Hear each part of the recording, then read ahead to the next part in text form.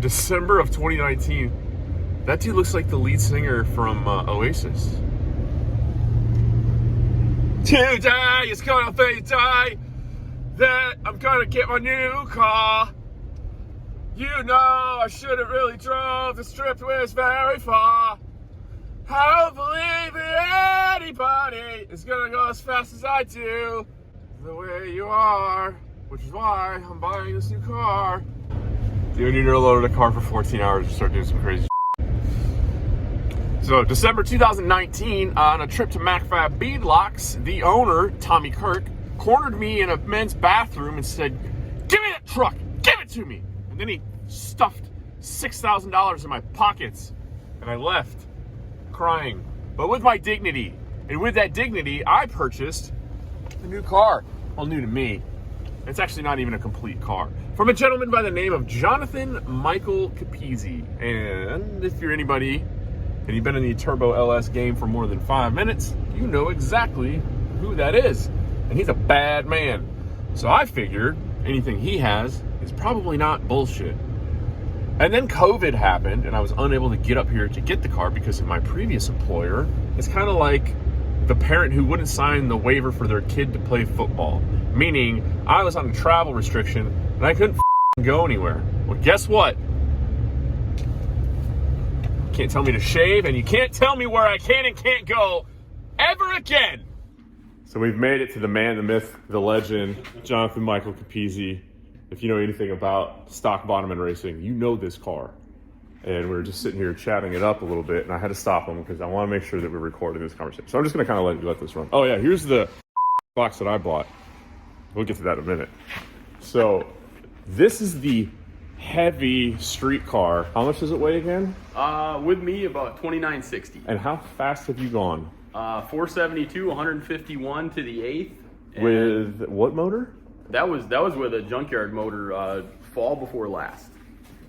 That was with a junkyard LC9 or L33. Stock? I can't remember. Stock bottom end. Stock bottom end. Basically, like as he put it, he's been doing the dustpan job after a little while. They run a little bit and then you just throw another one in there. So it makes me feel like such an idiot for messing with the stuff that I mess with sometimes. But I'm going to shut this off because I have a million questions while I'm here. I'm going to capitalize on this moment to pick this man's brain to apply it to my program, which is going to be applied possibly to this car. But we'll get to this in a second. Purpose for it. So what all is carbon on it?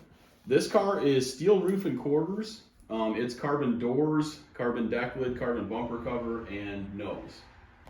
So pretty much all but steel roof and quarters-ish. This one is still, by all purposes, intents and purposes, street car-ish? Or no? Not really. Not no alternator and methanol. Oh, yeah, that kind of a deal breaker. It does have an alternator. It does still have water in it. It's non-filled. It's an LC9 block with good parts in it and trick flow heads. And for the most part, a fairly basic, good forged 5.3. Got Garrett 98 on it. This is a work of art, dude. So I'm so glad I got to actually see a car that's like a nice lightweight version. Because I'm just taking all this in as like inspiration points. Dude, I would. Oh my god, I need. Those glass doors aren't like this, are they? They're not far off. Oh man. You're hooked now. Dude, you're giving me such bad. Yep. This is what I want my office to look like. This is sick. 2-speed, you said 2-speed 400, right? Yep. Whose converter? It's got a Hughes, a 9.5 based, Nissan 9.5 based converter right now. Oh man, look at all the carbon, dude.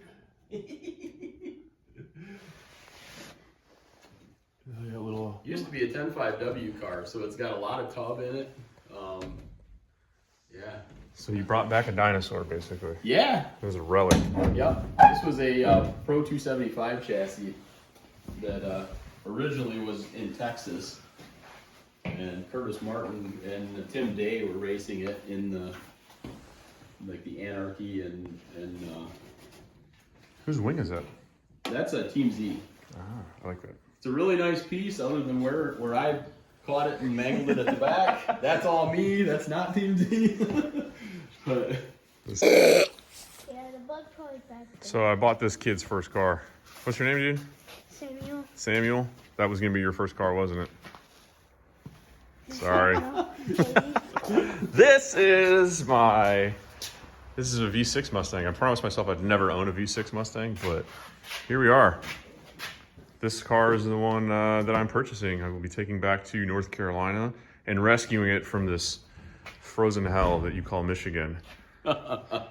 So what you're looking at is 96? yep. 96 96 V6 car. 96 V6 Mustang, still has the title, and it is basically a almost complete 25.5 chassis, full chromoly, and it looks like I can get my big ass inside of this thing. That was one of my concerns when I looked at it in pictures, is that if I'd be able to fit in there, and I'm pretty sure that I can. So this is looking a little bit more and more like I'm gonna hold on to this. I initially had a little bit of buyer's remorse when I first pulled the trigger on this, and then I convinced myself that I'll just go get it, and if there's anything that I do want from that pile of parts over there, we'll talk about that in a second, that I would keep it, and then I would just push this on to the next person. But I think my wife is not gonna be very happy with this news, but I think I'm gonna build it. And I think it's gonna be orange. Orange and purple will look cool, like the Joker. So in this box, you gotta remind me, what parts do I have over here now? You have CFM fiberglass doors. Ooh, Fiberglass doors. they're not as light as your fancy dancy They're not carbon bad, doors, though. but we can definitely take them out. You won't be. They are not. They're not carbon light, but they're not factory heavy. oh yeah, that'll work. I think they're about 15 pounds a door. Yeah, I can live with that. Monster, we're gonna go big tire racing like a bunch of girls. Got these monster tubs. Fiberglass tubs. Man, I'm gonna have to narrow the rear end on the car and Chrome on ride. I see how this is going. And this is the Lexan, right? And the Lexan kit for the doors. I will make sure that. Oh, that's your shop, right? Yep. The address. Okay, yeah. Go to his shop if you need parts and your car's worked on. Or we'll edit that out if you don't want your bunch of strangers showing up there. And leaking, it's not actually leaking, but leaking all the good juice on it is his ridiculously fast street car that is.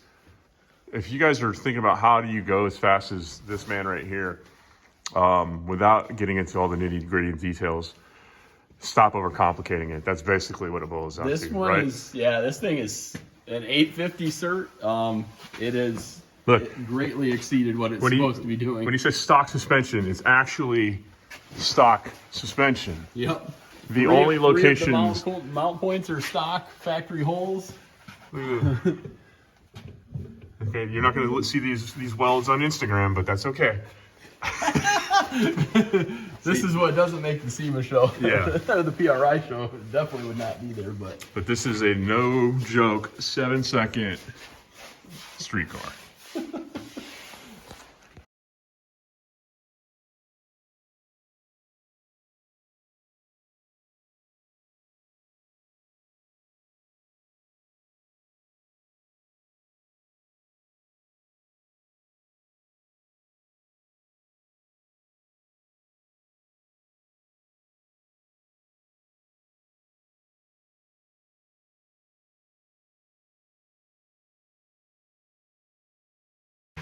All right, I wrapped the Christmas present to myself.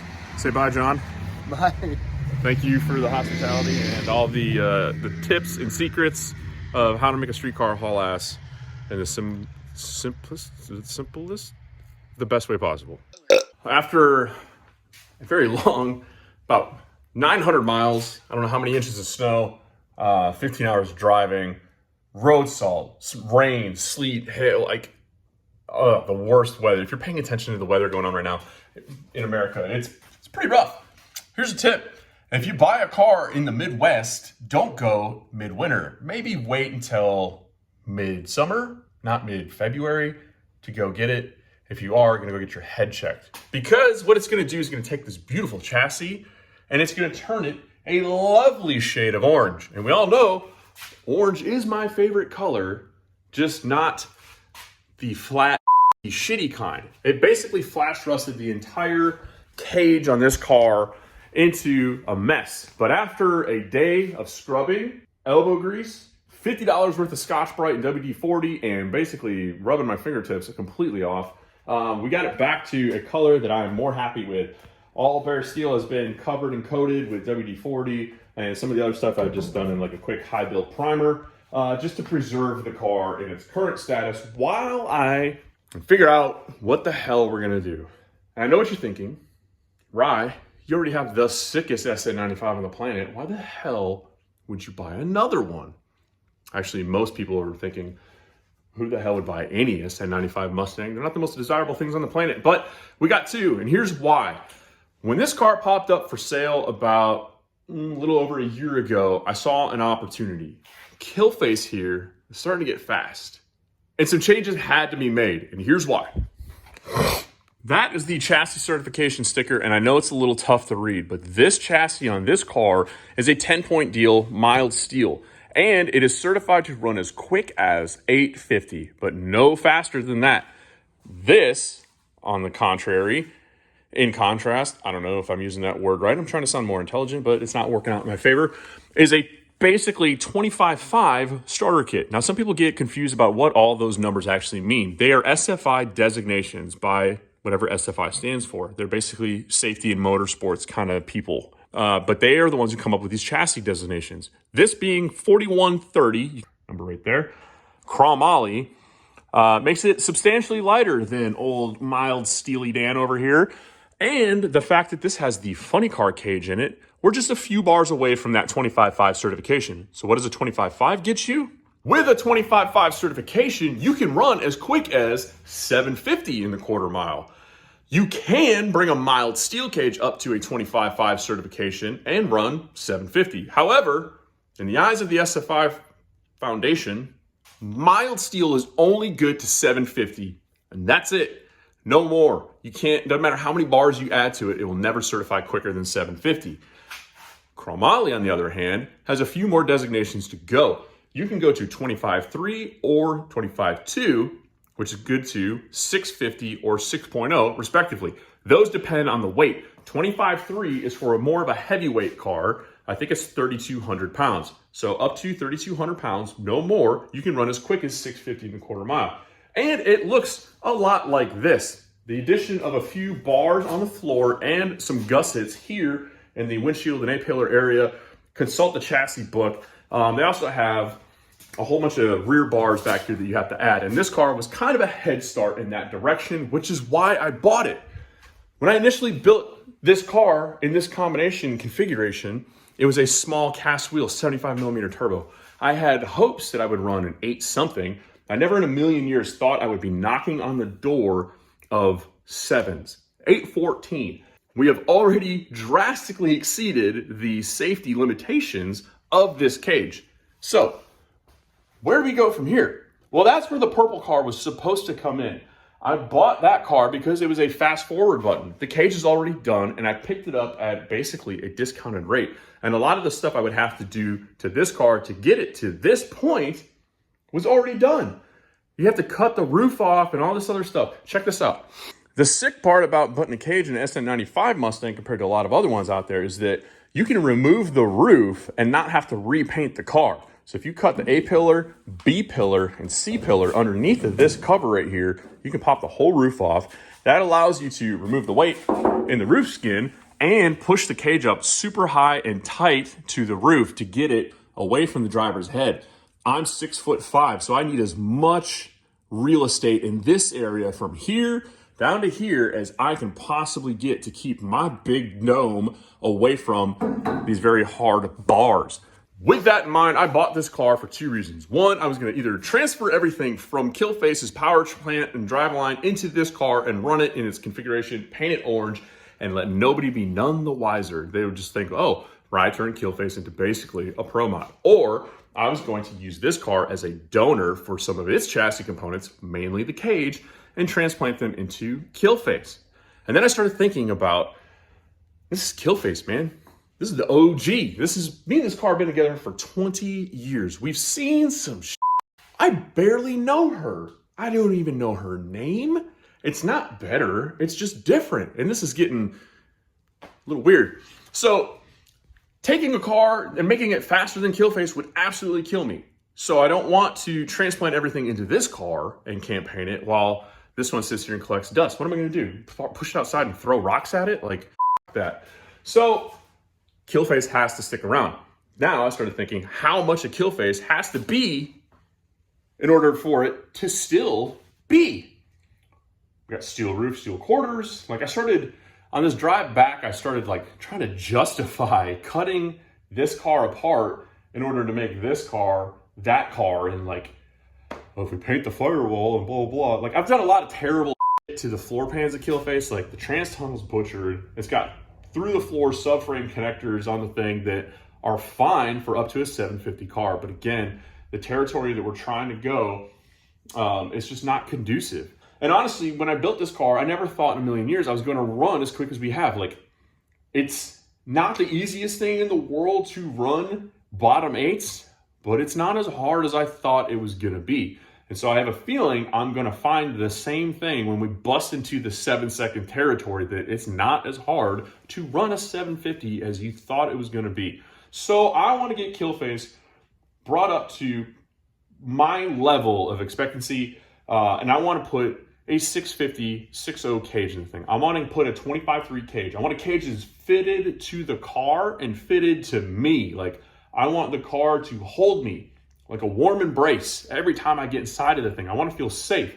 I don't want to compromise by cutting out a cage that was fit to another car, fit to another person, and fit to a different purpose altogether. I have no idea what they were initially building this car for, but I'm pretty sure there's some class rules out there that I may have some issues with by the fact that the rear frame rails are no longer present past the rear wheel well opening. I found out that that's an issue in X275. I also found out that the front frame rails being gone completely beyond the front strut tower could be an issue in X275. Not that I would ever think I could be competitive in that class in a million years with this car, but I want to keep my options open. You never know. I could hit the lottery. Do I plan on running 6s anytime soon? Hell no. I didn't plan on running 7s. So you see where we're at. So how much of Killface needs to be Killface? All of it. In order for me to sleep at night and know in my heart of hearts that this is still my car. So this car ain't going anywhere. And we're not tearing it apart anytime soon. I'm going to run it in its current configurations, and we're going to go as 7. Waiting on a couple of parts right now for the transmission to get it back up and running, but we're going to take it back out. And I am 1000% confident that that is a 7-second car, but this is an 8-second driver. And we're going to fix that next time out. I don't want anybody to say that I had to build a pro mod in order to run 7s, but I'm going to bury the clapped.et record as low as I can in the 7s. And then I'll probably dial the car back and just do some 8th mile stuff with the thing, where the speeds are a little bit lower and I feel a little bit more comfortable in the car given its current configuration. So that's it. Killface ain't going anywhere. The purple car, well, that's already sold. That's heading down south. I would say it's going where warmer weather is, but the south is getting absolutely pummeled right now. And we just got a little bit of rain. So that's it. Head over to clapdown.com/store. Head over and listen to our podcast. You guys know we got a podcast? That's right. We talk about all kinds of stuff. We got guests like Mike Finnegan. We got Brian Scotto from Hoonigan coming out. Some pretty mega dudes. I'm out. Peace. Even me. Take it sleazy!